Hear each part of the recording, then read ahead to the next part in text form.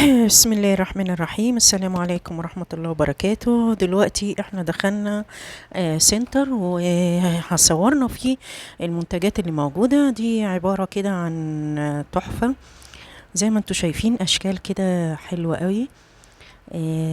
مش مجرد شكل، لا، هو الصينية اللي محطوطة دي فوق راسها ممكن بتحط فيها اي انواع الفاكهة والحاجة. زي ما انتوا شايفين اللبس السعودي، طبعا احنا في السعودية وده معرض سنتر كده في السعودية. هنتفرج مع بعض الحاجات اللي موجودة هناك، حاطينها كهدايا بالنسبة للمعتمرين يهادوا بقى بيها وكده. بصوا المروحة دي عجبتني قوي وحلوة، وهي بحجارة يعني تنفع كده يعني. مروحة محمولة، يعني ان انا ممكن تكون في الشنطة واطلعها وانا راكبه مواصلات ولا اي حاجه. الجو حر يعني، حلوه وعمليه، وكان هواها جامد وعجبتني، وانا جبت واحده منها. زي ما انتم شايفين دي علبه مجات، برضو المعتمرين بياخدوها كهدايا، وفازات بقى وحاجات كتيره واشكال متنوعه. بالنسبه ده طقم بقى القهوه بتاع السعودي، تبقى فناجيل اللي هي من غير ايد دي. طقم كده بيبقى كامل، كتير قوي في المكان موجود، لان هم بيستخدموا الحاجات دي.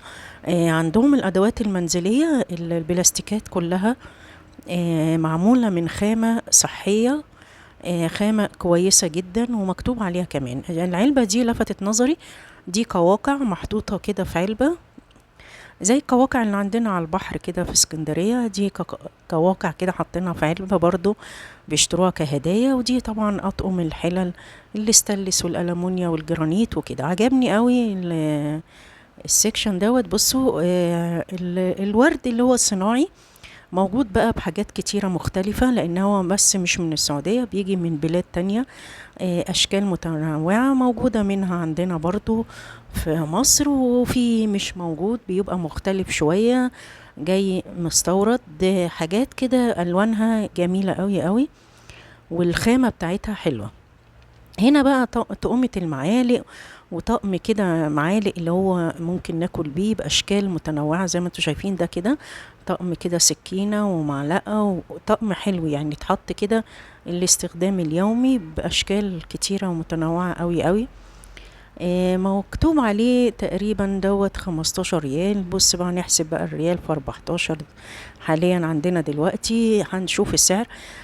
ميزة المصريين هناك ان احنا، حتى وانا هناك في واحدة مصرية قالت لي ده عامل 70 ريال، يعني بالمصري يعمل كام يعني.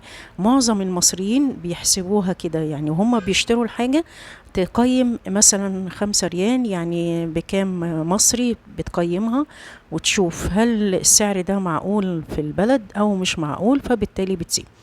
دي حلة كده عجبتني قوي شكلها وحلوة قوي. ودي طبعا زي ما انتوا شايفين طقم صواني للفرن كده، مستطيل. انواع بقى كتيرة وحاجات، بس الماتيريال بتاعتها عجبتني قوي. ودي تقومة بقى